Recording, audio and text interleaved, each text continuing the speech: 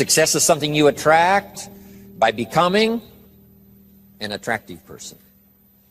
What would make you an attractive person in the marketplace? So you have the best chance to get the best job, to get the best pay, to have the best opportunity, work with the best people, be welcome at the best tables of learning and enterprise, to sit at the conference table of promise and future. How do you get there? Some things to remember. This first little part I call acceptable and unacceptable behavior. Now, part of our learning affects us in the marketplace. The skills we've developed affects us in the marketplace. You might have had to go to school to work in a certain segment of the marketplace. If you're going to be a doctor, you've got to go to the proper school. If you're going to be a lawyer, you've got to go to the proper school. But there's something else now that affects us all in the marketplace that I want to deal with here, and that's called behavior in the marketplace. Not just your skills, not just your learning, not just what you know, but how you behave. Key phrase, the things that make you obviously a good person, an acceptable person, or unacceptable. First of all of us must study our marketplace as to what might be acceptable or unacceptable. But let's cover some of the obvious, and that'll lead to the rest of the list. I've just got 3 or 4 here to cover, and then you can think about the rest and ponder those. Here's one thing to remember in the marketplace. You must be ultra-conservative in the marketplace. Ultra-conservative in your behavior, because this determines your future. This determines your paycheck. This determines the circles you can get into and the ones you can't get into. I've got some examples here, and you'll see where I'm going. Here's number 1, your language. The language you use in the marketplace has so much to do with your paycheck. Now, in some areas, that may not be totally true, where you could use bad language and tell dirty stories and cuss all day long and it wouldn't make any difference. You know, if you're around people that cuss all day long and tell dirty stories, what difference does it make? Doesn't make any difference. But if you would like to exercise your skill and ability in another segment of the marketplace, here's one thing you might have to correct, or you might have to at least watch carefully, and that's your language in the marketplace. So jot this down. Be ultra-conservative in your language in the marketplace. Otherwise, you may destroy parts of the market that would gladly accept you and your product and your service if your language wasn't so unacceptable. Guy says, well, I'll tell dirty stories and cuss wherever I please, and I'm not saying that's wrong. I'm just saying it'll cost you. In some areas of business in the marketplace, it's going to cost you. Here's a guy that makes $100,000 a year, could make $250,000 easy. The other $150,000 disappears because of his bad language in the marketplace. He's unacceptable in some circles. They won't listen to his story, even though he has something good to share. So you see where I'm going here? Language in the marketplace. Here's what's the safest. Save your jokes for the bar or the pub. Don't put them on the marketplace. Or the inner circle, you know, where all the stories and stuff may be acceptable as you trade stories. But in the marketplace, you've got to be ultra-conservative, shift gears if you have a problem, shift gears, especially in the marketplace, and make sure that it isn't costing you a big share of your marketplace unduly. Because there's no use suffering an extra $100,000, $200,000 a year income simply because you're careless with your language in the marketplace. So of all the places not to be careless, it's in the marketplace concerning your language. So do you see where I'm going here? Next is habits. You just got to be careful of those. Smoking. Guy walks into an office and says, where's your ashtrays? How come you don't have any ashtrays? Well, ashtrays probably mean what? No ashtrays mean. Right? They don't smoke here. Oh, yeah, I forgot. So what I'm saying now, I'm not saying right or wrong to smoke. I'm just saying be careful in the marketplace that you aren't disturbing and wiping out and closing the door on a market you could enjoy simply because you're a bit careless about your habits. Habits. Now, I don't smoke, so I don't have this challenge for me, except a fine cigar after a unique meal. Some places around the world still know how to prepare a gentleman's cigar. It's kind of an interesting experience, mostly for show. long as you know which end to dip in the brandy, right? But you see where I'm going here now on habits. Habits. Zig Ziglar talked about the man who was late. I'm telling you, there's some circles, if you're late, you're not welcome anymore. You say, well, I've been late all my life. If people don't like that, that's too bad. I'm saying that's okay. You can have that attitude if you want to, but what if it cost you $100,000 a year? Wouldn't you reconsider? That's too much to pay for the luxury of some habit that you could easily correct and maybe enjoy the benefits of a marketplace that's been closed up until now. This is all I'm saying. Take a look at your habits. Take a look at your language. Here's another one. Your dress. Now, sometimes dress changes regionally. In San Francisco on a business day, they wouldn't expect you to look like West Palm Beach. If you dress like West Palm Beach on a business day in San Francisco, they'll treat you casual, right? Not appropriate dress. So part of this is company, part of it is region, part of it is locality, part of it is community. What's acceptable in the marketplace on a conservative basis? What would be acceptable to everyone in San Francisco? To be dressed conservatively. In West Palm Beach, you can have a casual business dress. Perfectly acceptable. The key is to find out so that you don't cost yourself market that you could enjoy. You don't cost yourself customers that you could have. You don't cost yourself people that would gladly join and be part of it except for these difficulties. I had to learn some of this stuff. All of us have to learn the social graces and what's acceptable. The white socks don't go with the black tuxedo. I mean, some things you just have to learn. What if a guy called on farmers in his tuxedo? See, the word would spread. You should see this clown.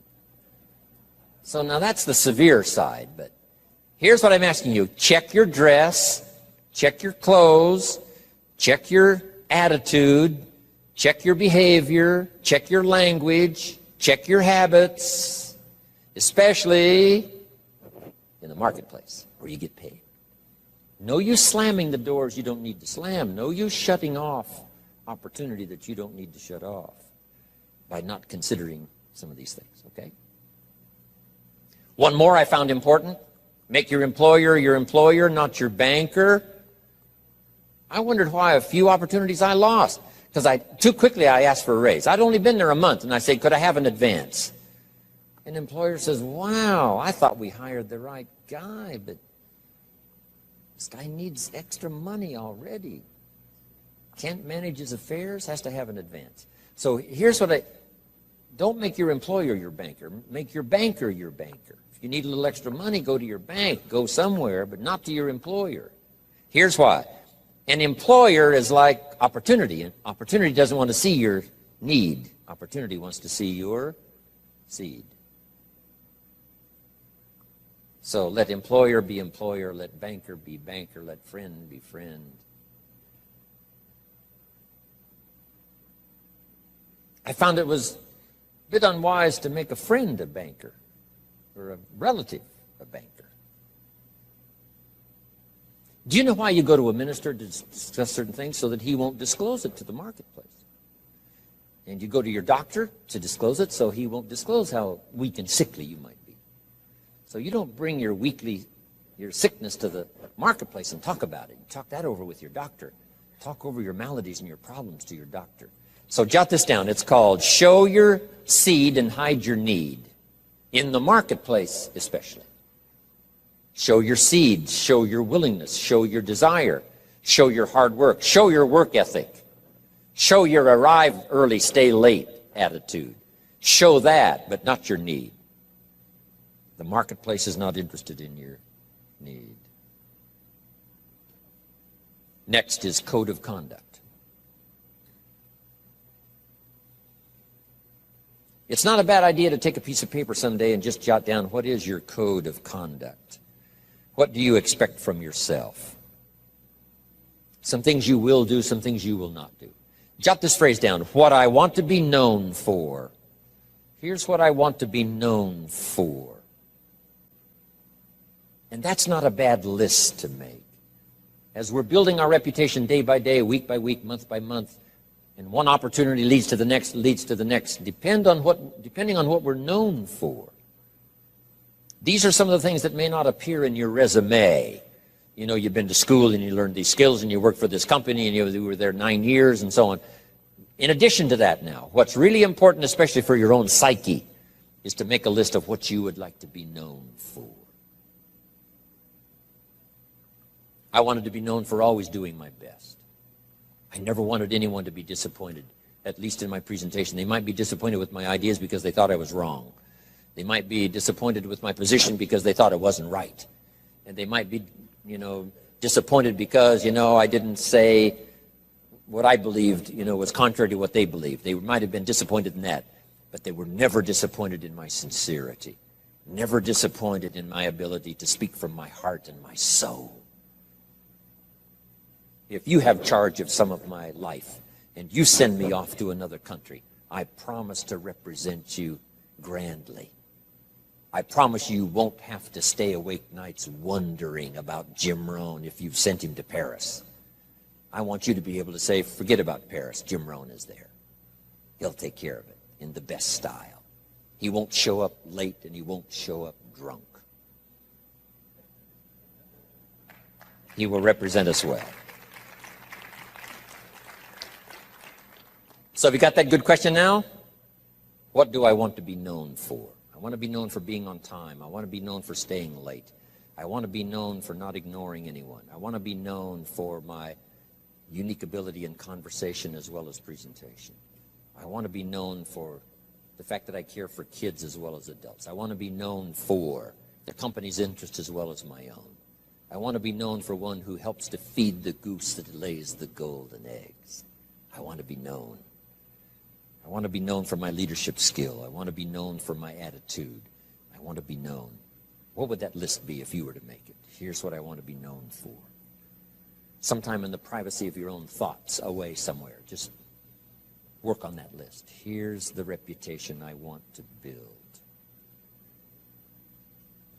Now, here's what's next under personal development. Under personal development, develop these 5 abilities.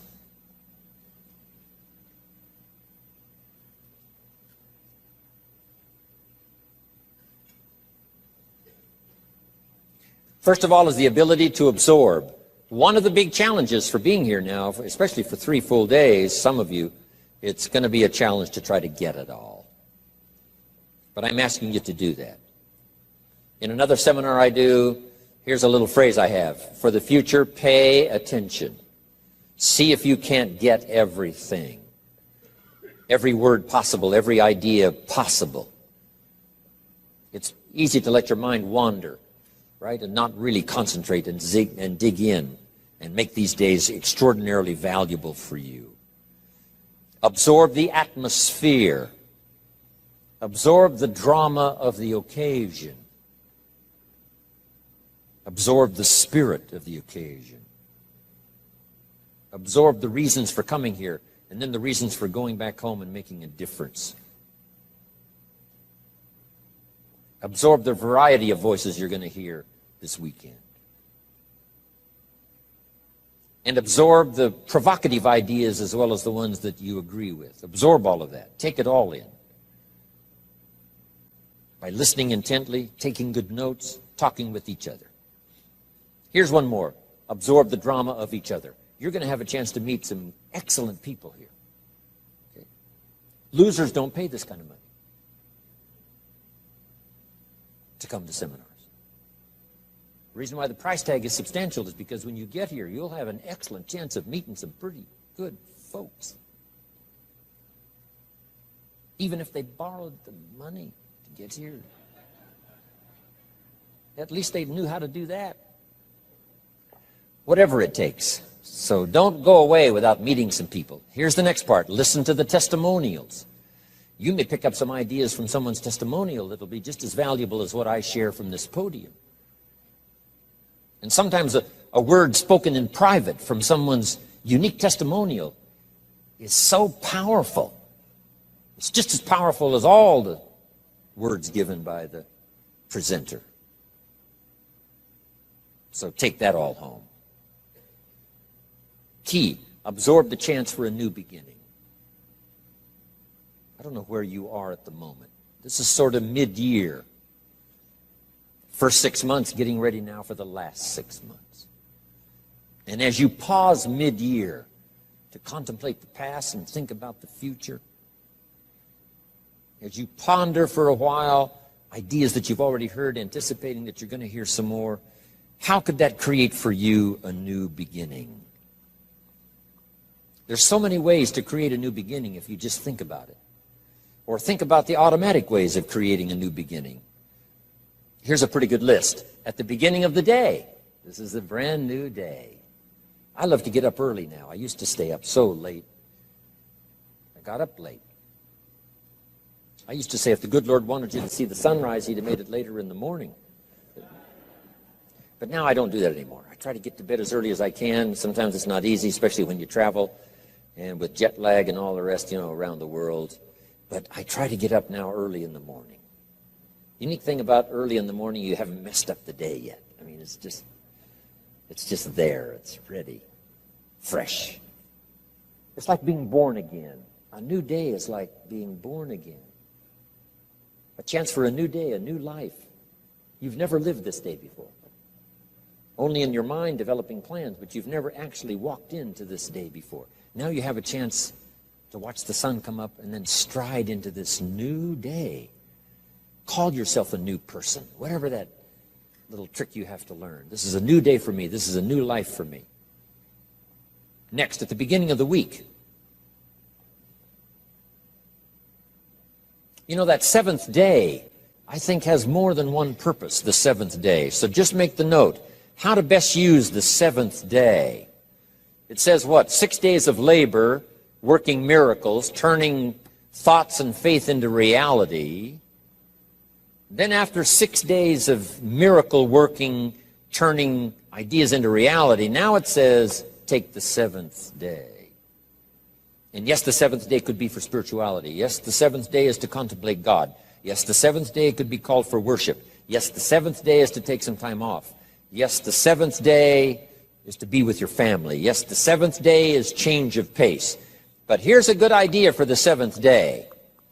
To go back over the last 6 and get ready for the next 6. You just pause that seventh day. Because I have another little piece on that in this list of 5. And maybe now mid-year, having come here for this weekend, mid-year, you can think of ways to gather up what's happened to you since the first of the year till now. The drama, the disappointments, the highs and the lows and the mixture and the stock market and whatever's happened to you, these 6 months, and say, I'm going to go home and create a new beginning. I'm not going to be the same again after this weekend. You can conclude that, and I promise you, the days can be so extraordinary, you won't be able to believe it. So absorb everything. Take it all in. Don't miss anything. The sound, the music, the sights, the atmosphere. My friend Bill Bailey has this extraordinary gift. He doesn't miss anything. Better for him to go to Acapulco, come back and tell you about it, than it is to go yourself. And the reason is, if he goes, he won't miss anything. He'll soak up every detail, every person he met, the food and the aromas and the sights and the sounds and the colors and the people and the countryside. Then he has the gift of language. When he comes back home, he can tell it to you. When he talks, you can feel the water lapping on your feet. You can smell the aroma of the food. You can see the colors and the people. 2 gifts: to get it, second gift, to share it. And put it in dynamic words, leaving out no detail. Because here's the key to remember: the drama is in the detail. Lady tells me I've lost 60 pounds. I said, well, is that it? Is that the end of the story? She said, oh no, there's a lot more to the story than that. And I said, well, I appreciate the number, but give me the details. What was going on in your life before? She says, well, misery you can't believe. I know I missed 3 good jobs just because I had too many pounds. And I says, how do you feel now? And she starts to cry. Wow, that's what I want to hear. The details. The drama is in the details. Give me the numbers, yes, but what does this number mean? For some people, the number means everything, before and after. The number means so much drama you can't believe, before and after. Before the day and after the day. Give me the details. Absorb, take it in, don't miss anything.